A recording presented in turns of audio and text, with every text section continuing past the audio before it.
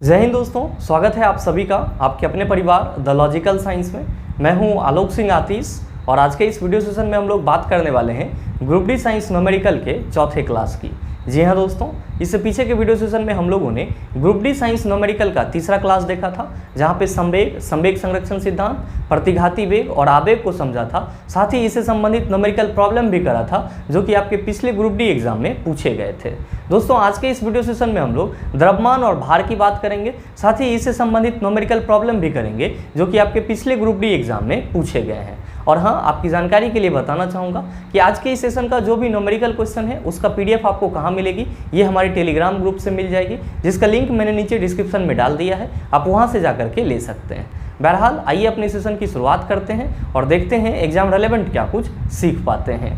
पहले हम लोग द्रव्यमान और भार से संबंधित कुछ बेसिक जानकारियों को समझ लेते हैं। इसके बाद इससे संबंधित न्यूमेरिकल प्रॉब्लम करेंगे, ताकि आपका जो कंसेप्ट है वो पूरी तरह से क्लियर हो पाए। ध्यान में रखिएगा, द्रव्यमान को ही हम लोग इंग्लिश में क्या कहते हैं, तो सर इसी को हम लोग इंग्लिश में मास कहते हैं। अब आप सभी कहेंगे कि सर द्रव्यमान होता क्या है। तो भाई मेरे, आप ये बताओ कि इस दुनिया में आपको जितनी भी चीज़ें मिलती है या जितनी भी वस्तुएं आप देखते हो, उन सब में आपको क्या कॉमन दिखता है। आप सभी कहेंगे कि सर इस दुनिया में जितनी भी वस्तु है, हर एक में क्या होती है, द्रव्यमान होती है। हर एक में क्या होती है सर, द्रव्यमान होती है। इवन आपका जो एयर है उसमें भी क्या है सर, द्रव्यमान है, मास है। तो आप ये कह सकते हो कि सर ये जो द्रव्यमान है ये हर एक वस्तु का क्या माना जाता है, मूल गुण माना जाता है, यानी कि बेसिक प्रॉपर्टीज माना जाता है। तो आप ये कह सकते हैं कि सर द्रव्यमान जो है वो किसी भी वस्तु का मूल गुण है। द्रव्यमान क्या है सर, किसी भी वस्तु का मूल गुण है। ध्यान में रखिएगा, इसका इंग्लिश क्या होता है, तो सर मास होता है। और द्रव्यमान को हम लोग किससे रिप्रेजेंट करते हैं, तो सर द्रव्यमान को हम लोग m से रिप्रेजेंट करते हैं। अब आप सभी कहेंगे कि क्या सर हम लोग इतना से ही संतोष कर लें कि द्रव्यमान किसी भी वस्तु का मूल गुण होता है, इसके बारे में हम लोग और एक्सप्लेन नहीं कर सकते? बिल्कुल कर सकते हैं मेरे मित्र। जब भी आप द्रव्यमान की बात करते हो तो आप सीधे सीधे किसकी बात करते हो, आप सीधे सीधे उस वस्तु में उपस्थित द्रव की मात्रा की बात करते हो। जैसे कि आप कहते हो सर हम बाजार से 1 केजी चीनी खरीद के लाए हैं। इसका मतलब क्या हुआ कि चीनी के जितने कण हैं उसकी टोटल मात्रा कितनी है, आप सभी कहते हैं सर 1 केजी है। तो आप इसको ऐसे भी ध्यान में रख सकते हो कि किसी भी वस्तु का द्रव्यमान उस वस्तु में उपस्थित कुल द्रव की मात्रा है। साथ ही साथ मेरे मित्र, आप सभी ने इस चीज़ को फील भी करा होगा कि अगर कोई वस्तु का द्रव्यमान ज़्यादा रहता है तो आप उसको हिलाना चाहोगे तो वो जल्दी नहीं हिल पाता है, या आप अगर उसको धक्का दोगे तो वो तेज़ी से गति नहीं कर पाएगा। लेकिन अगर किसी वस्तु का द्रव्यमान कम है, उसको आप थोड़ा सा भी हिट करोगे, यानी कि आप उस पर थोड़ा सा भी बल लगाओगे, तो वो क्या होगा सर, बहुत तेज़ी से चलना शुरू कर देता है। जैसे कि आप एक एग्जाम्पल के तौर पर समझ सकते हो कि फुटबॉल के मैदान पर जब प्लेयर फुटबॉल को किक करते हैं तो फुटबॉल आपका बहुत तेज़ी से मूव करता है। लेकिन उसी जगह पे आपका जितना बड़ा फुटबॉल है उतना ही बड़ा कोई पत्थर का टुकड़ा ला दिया जाए और उसको किक करने के लिए बोला जाए, तो क्या आपका पत्थर का टुकड़ा उतना तेजी से मूव कर पाएगा? आप कहेंगे सर बिल्कुल नहीं कर पाएगा। क्यों? क्योंकि पत्थर का द्रव्यमान ज़्यादा हो जाएगा, जबकि फुटबॉल का द्रव्यमान क्या होता है, कम होता है। मैं आपको यही चीज़ समझाना चाहता था कि जिस वस्तु का द्रव्यमान ज़्यादा होता है उसमें जड़त्व भी ज़्यादा होता है, और जिस वस्तु का द्रव्यमान कम होता है उसमें जड़त्व भी क्या होता है सर, कम होता है। और कोई भी वस्तु अपने अवस्था में परिवर्तन का क्या करती है, विरोध करती है। तो जाहिर सी बात है, जिसका द्रव्यमान ज़्यादा है वो कहेगा हम पे ज़्यादा बल लगाओ, और जिसका द्रव्यमान कम होगा वो कहेगा हमको थोड़ा भी लगाओगे तो हम चल देंगे। तो हमेशा आप ये भी ध्यान में रखिएगा कि द्रव्यमान जो होता है वो हर एक वस्तु के जड़त्व का संख्यात्मक मान होता है। द्रव्यमान जो होता है वो हर एक वस्तु के जड़त्व का क्या होता है, संख्यात्मक मान होता है। ये किसी भी वस्तु का जो जड़त्व मापने का इकाई होता है वो क्या होता है सर, द्रव्यमान होता है। तो आप चाहें तो इस चीज़ को भी नोट डाउन कर सकते हैं कि वस्तु का द्रव्यमान वस्तु के जड़त्व का संख्यात्मक मान होता है। वस्तु के जड़त्व का संख्यात्मक मान होता है। मेरे मित्र, ये चीज़ आपके ग्रुप डी पेपर में कई बार पूछा गया है कि किसी वस्तु के जड़त्व का संख्यात्मक मान क्या है। आप सभी क्या कहेंगे, सर वस्तु का जो द्रव्यमान होता है वो वस्तु के जड़त्व का क्या होता है, संख्यात्मक मान होता है। साथ ही साथ ध्यान में रखिएगा, आपके एग्जाम में क्वेश्चन को उल्टा करके भी पूछ लिया जाता है कि किसी वस्तु के जड़त्व को मापने की इकाई है। आप सभी क्या कहेंगे, सर वस्तु का जो जड़त्व है वो द्रव्यमान से मापा जाता है, तो वस्तु के जड़त्व की मापने की इकाई क्या होगी, तो सर जड़त्व के मापने की इकाई भी द्रव्यमान ही होगी। तो दोनों टाइप के क्वेश्चन आपसे पूछे जाते हैं, आप इस दोनों का ही ख्याल रखिएगा। साथ ही साथ अगर आपसे कोई ये पूछ दे कि जरा सा ये बताओ कि द्रव्यमान किस प्रकार का राशि है, सदिश राशि है या अदिश राशि है, आप सभी कहेंगे गुरुजी कैसी बात कर रहे हैं, द्रव्यमान को बताने के लिए हमको कभी डायरेक्शन की थोड़ी ना जरूरत पड़ती है। तो भाई मेरे द्रव्यमान आपका क्या है, आप सभी कहेंगे सर द्रव्यमान जो है ये एक अदिश राशि है। क्या है, अदिश राशि है, स्केलर क्वांटिटी है। मेरे मित्र हमेशा ध्यान में रखिएगा कि आपको फिजिक्स में 7 मूल राशि पढ़ने होते हैं और 2 आपको पूरक राशि पढ़ने होते हैं। 7 मूल राशि में से एक आपका मूल राशि क्या होता है सर, द्रव्यमान भी होता है। तो आप सभी ये भी कह सकते हैं कि सर द्रव्यमान क्या है, तो सर फिजिक्स में द्रव्यमान मूल राशि है। क्या है सर, फंडामेंटल क्वांटिटी है। आप कहेंगे सर जब ये मूल राशि है तो इसका यूनिट क्या होता है, कहने की कोई ज़रूरत नहीं है, आप सबों को मालूम है कि द्रव्यमान का ऐसा यूनिट क्या होता है, तो सर किलोग्राम होता है। और इसको हम लोग रिप्रेजेंट कैसे करते हैं, तो केजी से करते हैं। मेरे मित्र हमेशा ध्यान में रखिएगा कि किसी वस्तु का जो द्रव्यमान होता है वो हमेशा क्या होता है, नियत होता है। तो आप ये भी कह सकते हैं सर कि द्रव्यमान जो है वो क्या होता है, कांस्टेंट होता है, फिक्स होता है, ये कहीं भी नहीं बदलता है। जैसे अगर आपका वजन पृथ्वी पर 60 केजी है तो आप यहाँ से मंगल ग्रह पे चले जाएंगे तो भी आपका जो द्रव्यमान होगा वो कितना होगा, 60 केजी होगा। आप यहाँ से चंद्रमा पे चले जाएंगे तो भी जो आपका द्रव्यमान होगा वो कितना होगा सर, 60 केजी ही होगा। तो हमेशा ध्यान में रखिएगा कि किसी भी वस्तु का द्रव्यमान हमेशा नियत रहता है और इस पर किसी भी चीज़ का प्रभाव नहीं पड़ता है, या जगह या स्थान बदलने से वस्तु के द्रव्यमान में कोई डिफरेंसेज नहीं होता है, वस्तु का द्रव्यमान हमेशा नियत रहता है। साथ ही साथ आप ये भी ध्यान में रखेंगे कि वस्तु का द्रव्यमान कभी भी किसी भी परिस्थिति में जीरो नहीं हो सकता है। ये भी आपका एक इंपॉर्टेंट पॉइंट हो जाता है और कभी कभी आपके एग्जाम में क्वेश्चन पूछ लिया जाता है। आप सभी क्या कहेंगे, आप सभी कहेंगे कि सर वस्तु का द्रव्यमान हमेशा नियत रहता है और ये किसी भी परिस्थिति में और कहीं भी जीरो नहीं हो सकता है। भाई मेरे अगर आपको द्रव्यमान से संबंधित इतना सा पॉइंट याद है या इतना सा पॉइंट आपको मालूम है तो मेरे ख्याल से आपके एग्जाम में जो द्रव्यमान से संबंधित क्वेश्चन पूछे जाते हैं उसका जवाब आप आसानी से दे सकते हैं। आइए अब हम लोग बात कर लेते हैं भार की, वेट की, लेकिन उससे पहले अगर आप नोट डाउन करना चाहते हैं तो वीडियो को पॉज करके नोट डाउन कर सकते हैं। अब हम लोग बात कर लेते हैं भार की। ध्यान में रखिएगा, इसी को इंग्लिश में हम लोग क्या कहते हैं, वेट कहते हैं। और इसको हम लोग रिप्रेजेंट किससे करते हैं, तो सर डब्ल्यू से करते हैं।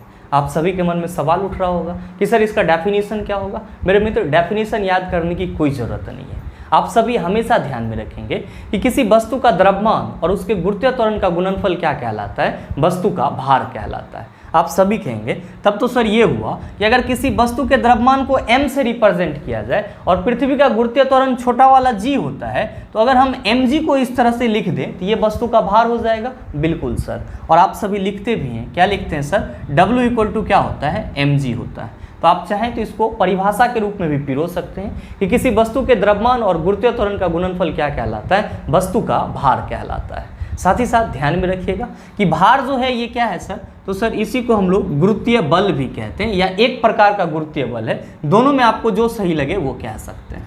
आप सभी कहेंगे कि सर भार एक प्रकार का गुरुत्वीय बल है, इससे क्या तात्पर्य है। मेरे मित्र हमेशा ध्यान में रखिएगा कि पृथ्वी हर एक वस्तु को अपनी ओर गुरुत्वाकर्षण बल से खींचती है और पृथ्वी जो हर एक वस्तु को अपनी ओर गुरुत्वाकर्षण बल से खींचती है वो गुरुत्वाकर्षण बल किसके बराबर होता है, तो सर वस्तु के भार के बराबर होता है। इसीलिए हम लोग क्या कहते हैं कि सर भार जो है वो एक प्रकार का गुरुत्वीय बल भी है। आप सभी के मन में सवाल उठ रहा होगा कि सर भार का ऐसा यूनिट क्या होता है। भाई मेरे आप सभी कह रहे हो कि भार एक प्रकार का गुरुत्वीय बल है और बल आपका कोई भी हो उसका ऐसा यूनिट क्या होगा, न्यूटन ही होगा। तो आप सभी क्या कहेंगे कि सर भार का भी ऐसा यूनिट क्या होता है, तो सर भार का भी ऐसा यूनिट न्यूटन ही होता है। भार का भी ऐसा यूनिट क्या होता है, न्यूटन ही होता है और इसका सिंबल क्या होता है सर, एन होता है।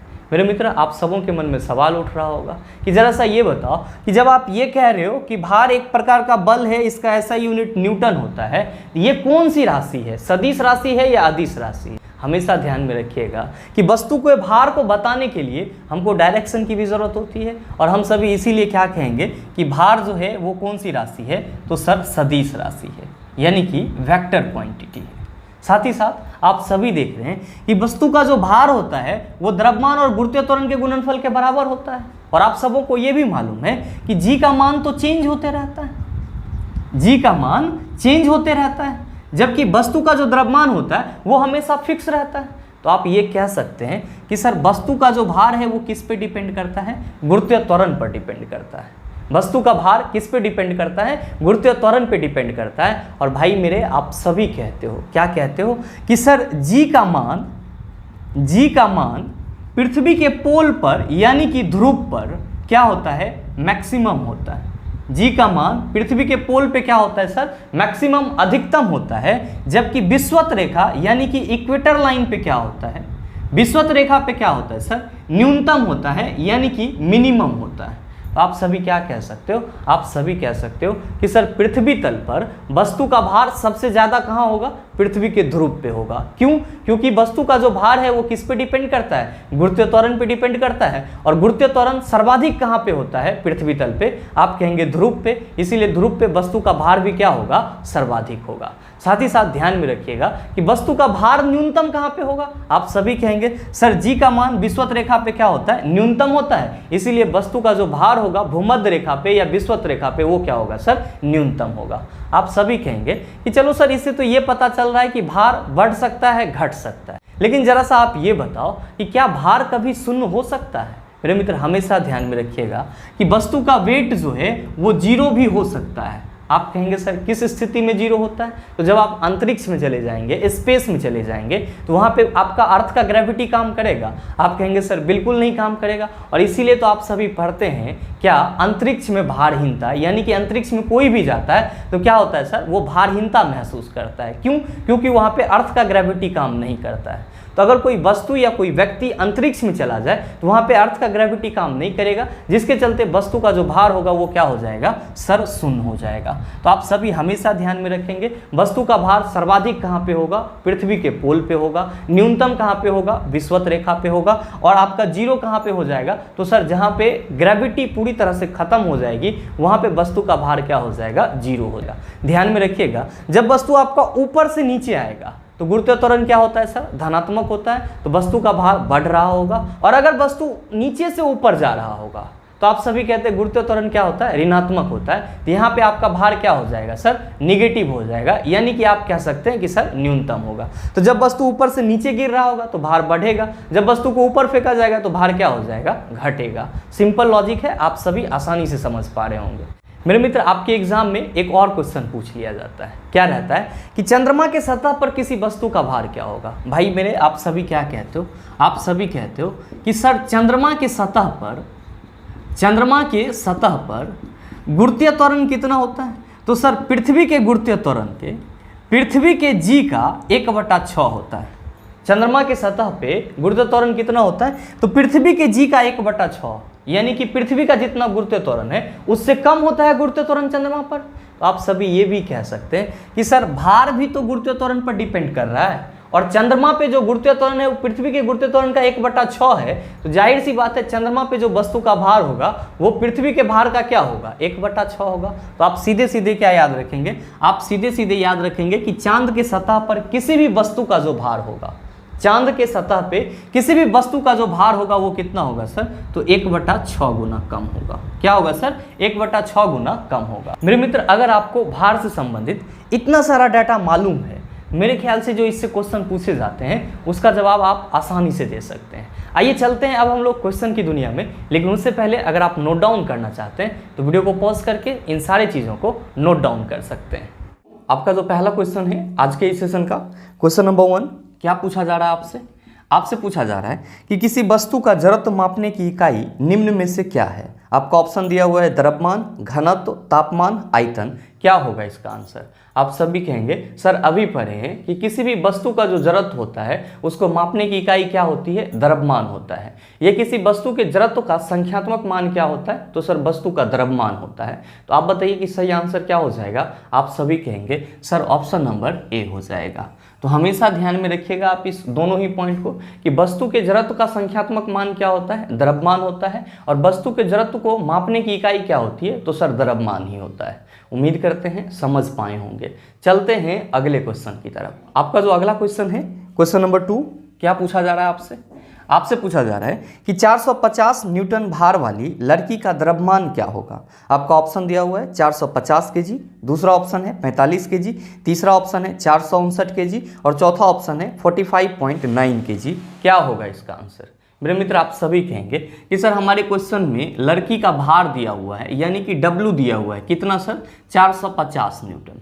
हमसे क्या पूछा जा रहा है कि लड़की का द्रव्यमान क्या होगा, यानी कि M क्या होगा। ध्यान में रखिएगा कि जब तक आपके क्वेश्चन में G का वैल्यू ना दिया रहे तब तक आप G का वैल्यू क्या लेंगे, तो सर आप G का वैल्यू 9.8 मीटर पर सेकेंड स्क्वायर लेंगे।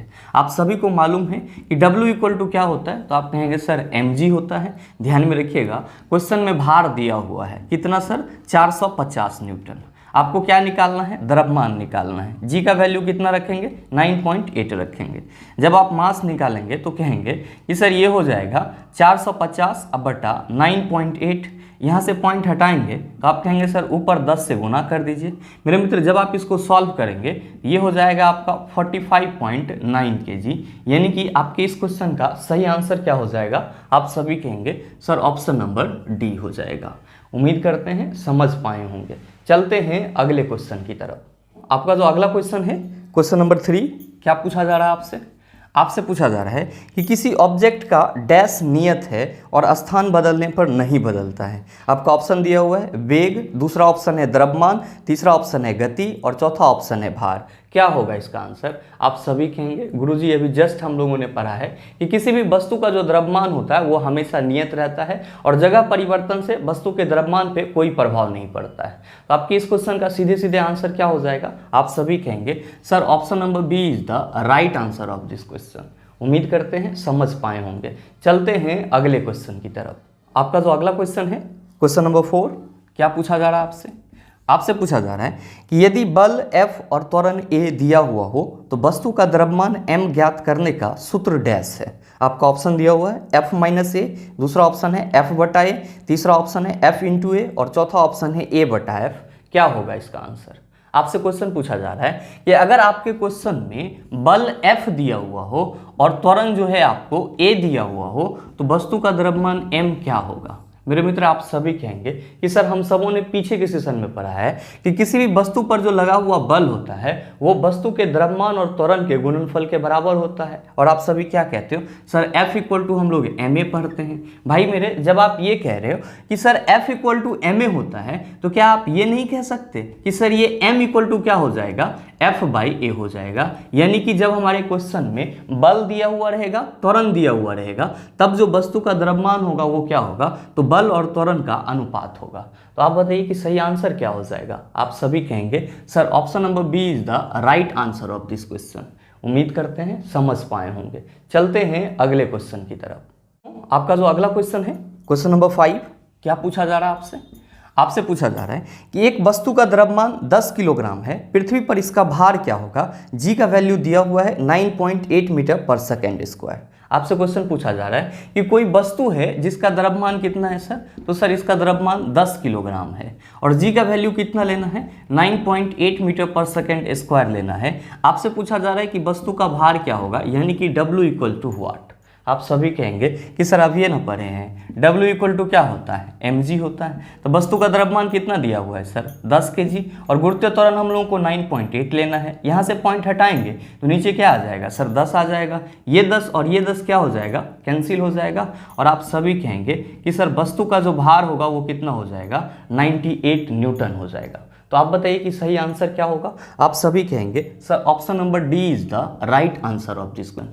मेरे मित्र अब आपको इस टाइप का कोई भी प्रश्न मिलेगा तो आप इतना कैलकुलेशन किए बिना भी आसानी से आंसर निकाल सकते हैं। आप सीधे कहेंगे कि sir W equal to mg होता है तो 10 इंटू 9.8 हो जाएगा। जब आप इसको सॉल्व करेंगे अपने माइंड में तो आप सभी कहेंगे सर 98 न्यूटन आ जाएगा। चलते हैं अगले क्वेश्चन की तरफ। आपका जो अगला क्वेश्चन है क्वेश्चन नंबर 6, क्या पूछा जा रहा है आपसे, आपसे पूछा जा रहा है कि पृथ्वी पर किसी वस्तु का भार 200 न्यूटन है और द्रव्यमान 20 kg है, गुरुत्वीय त्वरण का मान क्या होगा। आपके क्वेश्चन में दिया हुआ है कि पृथ्वी पर किसी वस्तु का भार कितना है, तो सर 200 न्यूटन है। साथ ही वस्तु का द्रव्यमान कितना है, तो गुरुजी 20 kg दिया हुआ है। आपसे क्या पूछा जा रहा है, आपसे पूछा जा रहा है कि G का वैल्यू क्या होगा, ये चीज़ आपको बताना है। मेरे मित्र आप सभी कहेंगे सर बड़े ही आसानी से हम इसको भी कैलकुलेट कर सकते हैं क्योंकि W इक्वल टू क्या होता है mg होता है। आप सभी देख रहे हैं कि आपके क्वेश्चन में वस्तु का भार कितना दिया हुआ है, तो 200 न्यूटन दिया हुआ है। वस्तु का द्रव्यमान कितना है सर 20 kg। आपको क्या निकालना है, जी का वैल्यू निकालना है। आप सभी कहेंगे सर 20 दाएं कितना होता है 200, तो आपका जो जी है वो कितना हो जाएगा 10 मीटर पर सेकेंड स्क्वायर हो जाएगा। आप बताइए कि सही आंसर क्या हो जाएगा। आप सभी कहेंगे sir option number B is the right answer of this question.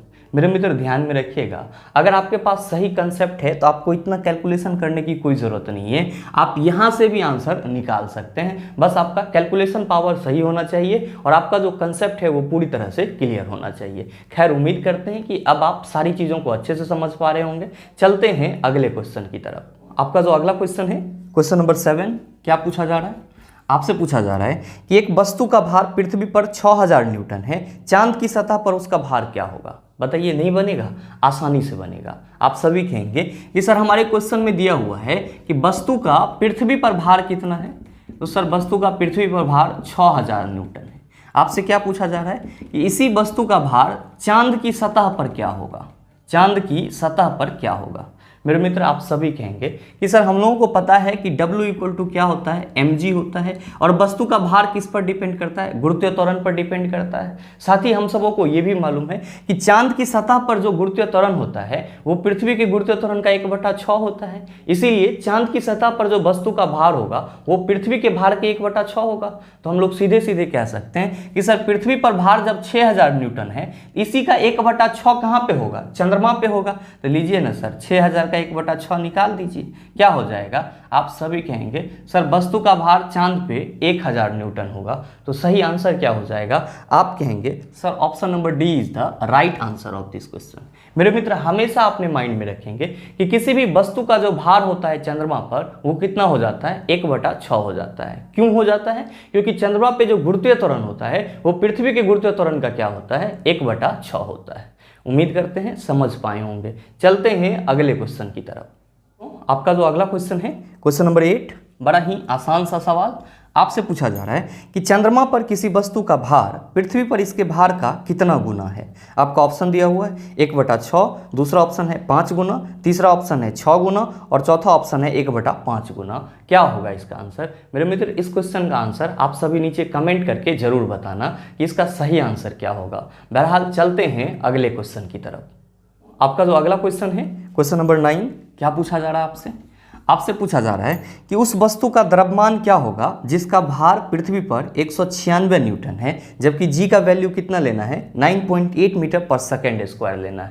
बताइए, नहीं बनेगा, आसानी से बनेगा। आपके क्वेश्चन में कहा जा रहा है कि किसी वस्तु का पृथ्वी पर भार 196 न्यूटन है। कितना है सर, 196 न्यूटन। आपसे पूछा जा रहा है कि इस वस्तु का द्रव्यमान क्या होगा जब हम जी का वैल्यू कितना लेंगे, 9.8 मीटर पर सेकेंड स्क्वायर लेंगे। आप सभी कहेंगे सर वही बात करेंगे। हम सबों को मालूम है W इक्वल टू क्या होता है, mg होता है। W यानी कि भार के जगह पे किसको रखेंगे, 196 को रखेंगे। हमको क्या निकालना है, वस्तु का द्रव्यमान निकालना है। जी का वैल्यू कितना लेना है सर, 9.8 लेना है। ध्यान दीजिए, आप सभी कहेंगे सर ये m इक्वल टू हो जाएगा 196/9.8। मेरे मित्र जब आप यहाँ से पॉइंट हटाएंगे तो आप कहेंगे सर ये 10 से गुना हो जाएगा, और आप सभी कहेंगे सर 98 दूना 196 होता है और 10 दूना कितना हो जाएगा सर, 20 kg हो जाएगा। यानी कि वस्तु का द्रव्यमान कितना होगा, 20 kg होगा। तो सही आंसर क्या हो जाएगा। आप कहेंगे sir option number B is the right answer of this question. उम्मीद करते हैं समझ पाए होंगे। चलते हैं अगले क्वेश्चन की तरफ। आपका जो अगला क्वेश्चन है क्वेश्चन नंबर 10, आपसे क्या पूछा जा रहा है। आपसे पूछा जा रहा है कि पृथ्वी की भूमध्य रेखा पर किसी पिंड के भार की तुलना में ध्रुवों पर पिंड का भार क्या होगा। आपसे क्वेश्चन पूछा जा रहा है कि पृथ्वी की भूमध्य रेखा पर किसी पिंड के भार की तुलना में ध्रुवों पर पिंड का भार क्या होगा। आप सभी अभी जस्ट देखे हैं कि सर ध्रुवों पर भार ज़्यादा होता है जबकि विषुवत रेखा पे क्या होता है, कम होता है। आप कहेंगे सर ऐसा क्यों। ये चीज़ भी मैंने आपको बताया है कि पृथ्वी के ध्रुव पर जी का मान क्या होता है, ज़्यादा होता है, इसीलिए वहाँ पे वस्तु का भार भी क्या होगा, ज़्यादा होगा।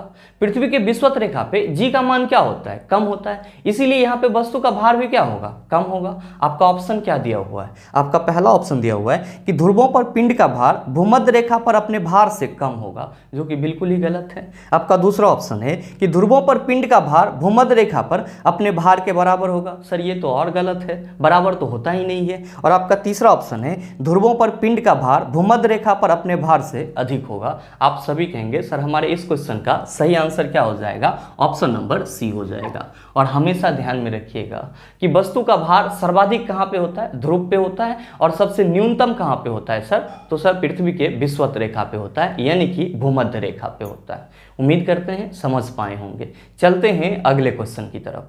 आपका जो अगला क्वेश्चन है क्वेश्चन नंबर 11, बड़ा ही आसान सा सवाल, और अभी जस्ट मैंने आपको बताया है। आपसे क्वेश्चन पूछा जा रहा है कि किसी वस्तु का भार सर्वाधिक होता है। ऑप्शन दिया हुआ है ध्रुवों पर, भूमध्य रेखा पर, उष्ण कटिबंधों पर, उपोष्ण कटिबंधों पर। क्या होगा इसका आंसर? आप सभी कहेंगे सर सीधे सीधे option number A is the right answer of this question. भाई मेरे, अब आपको इस टाइप का प्रश्न अगर मिल जाए तो मेरे ख्याल से आप उसको फूंक करके उड़ा देंगे। और ध्यान में रखिएगा, क्वेश्चन को फूंक करके आप तभी उड़ा सकते हैं जब आपको उस क्वेश्चन के बारे में सही से कंसेप्ट मालूम होगा।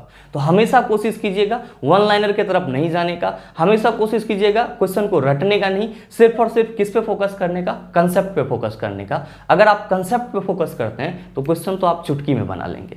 बहरहाल चलते हैं अगले क्वेश्चन की तरफ। आपका जो अगला क्वेश्चन है क्वेश्चन नंबर 12, क्या पूछा जा रहा है आपसे? आपसे पूछा जा रहा है कि किसी वस्तु का पृथ्वी की सतह पर द्रव्यमान 60 केजी है तो चंद्रमा पर इसका द्रव्यमान कितना होगा? मेरे मित्र, आप सभी सोच रहे होंगे कि सर 1/6 हो जाएगा। भाई रे, क्वेश्चन को एक बार फिर से पढ़ो। क्वेश्चन कह रहा है कि किसी वस्तु का पृथ्वी की सतह पर द्रव्यमान 60 केजी है तो चंद्रमा की सतह पर द्रव्यमान कितना होगा? आपसे द्रव्यमान पूछा जा रहा है, न कि भार पूछा जा रहा है। और मैंने आपको अभी जस्ट बताया है कि किसी भी वस्तु का जो द्रव्यमान होता है वो हमेशा नियत रहता है और जगह परिवर्तन से द्रव्यमान पे कोई प्रभाव नहीं पड़ता है।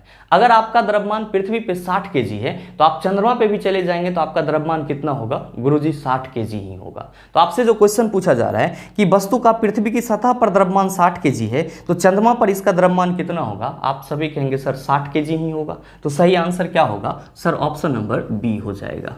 उम्मीद करते हैं समझ पाए होंगे। चलते हैं अगले क्वेश्चन की तरफ। आपका जो अगला क्वेश्चन है क्वेश्चन नंबर 13, आपसे क्या पूछा जा रहा है? आपसे पूछा जा रहा है कि पृथ्वी पर किसी वस्तु का भार चंद्रमा पर इसके भार का कितना गुना होता है?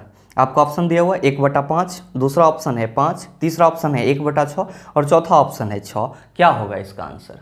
आपसे क्वेश्चन पूछा जा रहा है कि पृथ्वी पर किसी वस्तु का भार चंद्रमा पर इसके भार का कितना गुना होता है? ध्यान दीजिएगा, आप सभी क्या याद करते हैं कि सर चंद्रमा पे जो वस्तु का भार होता है, चंद्रमा पे जो वस्तु का भार होता है वो क्या होता है सर? तो सर पृथ्वी के भार का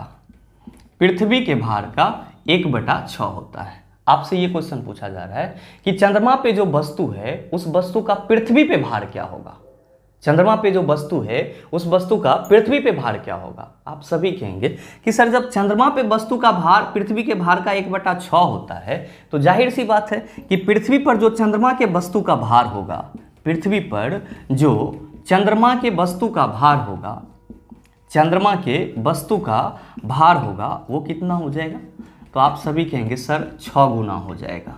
तो आप सभी इस दोनों ही पॉइंट को हमेशा अपने माइंड में रखिएगा। क्या कि चंद्रमा पे किसी वस्तु का भार क्या होगा? तो पृथ्वी के भार का 1/6 हो जाएगा। और अगर आपका वस्तु चंद्रमा से पृथ्वी पर आएगा तब उसका भार क्या हो जाएगा? तो सर 6 गुना हो जाएगा। ध्यान में रखिएगा ये भी कि अगर वस्तु पृथ्वी से चंद्रमा पे जा रही है, वस्तु अगर पृथ्वी से कहाँ जा रही है? चंद्रमा पे जा रही है, तो भार में क्या होगी सर? कमी होगी। लेकिन अगर वस्तु चंद्रमा से पृथ्वी पे आ रही है तो उसकी भार में क्या होगी सर? वृद्धि होगी। तो आपसे जो क्वेश्चन पूछा जा रहा है उसका सही आंसर क्या होगा? आप कहेंगे सर ऑप्शन नंबर डी हो जाएगा।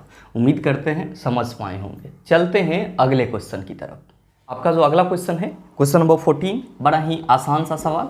आपसे पूछा जा रहा है कि किसी वस्तु का भार ब्रैकेट में मास दिया हुआ है, कितना है सर? 20 केजी। और फिर कहा जा रहा है कि पृथ्वी में उस वस्तु का भार क्या होगा, यानी कि वेट क्या होगा, जबकि जी का वैल्यू कितना लेना है? 9.8 मीटर पर सेकेंड स्क्वायर लेना है। आप में से बहुत सारे मित्र यहाँ पे कंफ्यूज होना शुरू हो गए होंगे कि सर दोनों जगह पे भार की बात की जा रही है। तो ध्यान दीजिएगा, एक जगह पे जो आपका भार है वहाँ पे ब्रैकेट में मास भी दिया हुआ है, और वस्तु का मास कितना दिया हुआ है सर? तो आपके क्वेश्चन में दिया हुआ है 20 केजी है। जी का वैल्यू कितना लेना है, तो सर जी का वैल्यू 9.8 मीटर पर सेकेंड स्क्वायर लेना है। और आपसे क्या पूछा जा रहा है कि वस्तु का भार और ब्रैकेट में क्या दिया हुआ है सर, वेट क्या होगा। मेरे मित्र आप सभी कहेंगे कि सर वस्तु के भार या वेट को हम लोग किससे रिप्रेजेंट करते हैं, डब्ल्यू से रिप्रेजेंट करते हैं। और हम सबों ने अभी जस्ट पढ़ा है कि डब्ल्यू इक्वल टू क्या होता है, mg होता है, यानी कि द्रव्यमान और गुरुत्वीय त्वरण का गुणनफल क्या कहलाता है, भार कहलाता है। आप सभी कहेंगे कि सर जब हमारे क्वेश्चन में मास दिया हुआ है 20 kg और गुरुत्वीय त्वरण दिया हुआ है 9.8, तो यहाँ से पॉइंट हटाएंगे तो नीचे 10 हो जाएगा और ये 10 दूना कितना होता है, 20 होता है, और 98 दूना कितना हो जाएगा, तो सर 196 न्यूटन हो जाएगा। यानी कि वस्तु का पृथ्वी पे भार कितना होगा, 196 न्यूटन होगा। तो सही आंसर क्या हो जाएगा, आप सभी कहेंगे sir option number B is the right answer of this question. उम्मीद करते हैं समझ पाए होंगे। चलते हैं अगले क्वेश्चन की तरफ। आपका जो अगला क्वेश्चन है, क्वेश्चन नंबर 15, बड़ा ही आसान सा सवाल। आपसे पूछा जा रहा है कि जब किसी पिंड को विषुवत रेखा से उत्तर और दक्षिणी ध्रुव पर ले जाया जाता है तो उसका भार डैश, आपका ऑप्शन दिया हुआ है, घट जाता है, समान रहता है, बढ़ जाता है, दक्षिणी ध्रुव पर बढ़ता है और उत्तरी ध्रुव पर घटता है। क्या होगा इसका आंसर। मेरे मित्र आप सबों ने अभी जस्ट देखा है क्या कि सर मान लेते हैं कि ये हमारा क्या है, पृथ्वी है, और ये पृथ्वी का क्या हो जाएगा, नॉर्थ पोल हो जाएगा, और ये क्या हो जाएगा, साउथ पोल हो जाएगा। इसके बीच से एक लाइन जाएगा तो इसको हम लोग क्या बोलते हैं सर, विषुवत रेखा बोलते हैं। क्या बोलते हैं, विषुवत रेखा बोलते हैं। आपसे क्वेश्चन में क्या पूछा जा रहा है, आपसे क्वेश्चन में पूछा जा रहा है कि जब किसी पिंड को विषुवत रेखा से उत्तर और दक्षिणी ध्रुव पर ले जाया जाता है, ये आपका विषुवत रेखा है। अब आप यहां से किसी भी वस्तु को मन हुआ तो उत्तरी ध्रुव की ओर ले गए या फिर मन हुआ तो आपको दक्षिणी ध्रुव की ओर ले आए, तो वस्तु के भार में क्या प्रभाव पड़ेगा। आप सभी कहेंगे सर ध्रुव कोई भी हो, चाहे उत्तरी ध्रुव हो या फिर दक्षिणी ध्रुव हो, दोनों ही जगह पे क्या होगा सर, दोनों ही जगह पे जी का जो वैल्यू होगा वो मैक्सिमम होगा। तो जाहिर सी बात है कि दोनों ही ध्रुव पर वस्तु का भार क्या होगा सर, बढ़ेगा। चाहे हम उत्तरी ध्रुव पे ले जाएं या फिर दक्षिणी ध्रुव पे ले जाएं, दोनों ही ध्रुव पे क्या हो जाएगा, वस्तु का भार बढ़ जाएगा। जबकि विषुवत रेखा पे रहेगा तो उसका भार क्या हो जाएगा, कम हो जाएगा। तो आपसे जो क्वेश्चन पूछा जा रहा है आप उसका सरलता से क्या जवाब देंगे। आप सभी कहेंगे sir option number C is the right answer of this question. मेरे मित्र उम्मीद करते हैं यहाँ तक के जितने भी कंसेप्ट थे और जो भी क्वेश्चन था उसको आप आसानी से समझ पाए होंगे।